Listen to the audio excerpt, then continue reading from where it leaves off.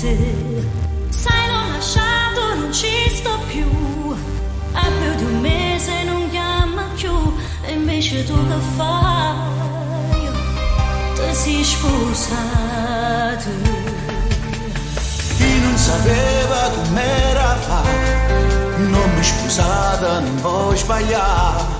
Ma chi da vita sta passaria, chi l'amore che mi è bucito, voleva solo a te.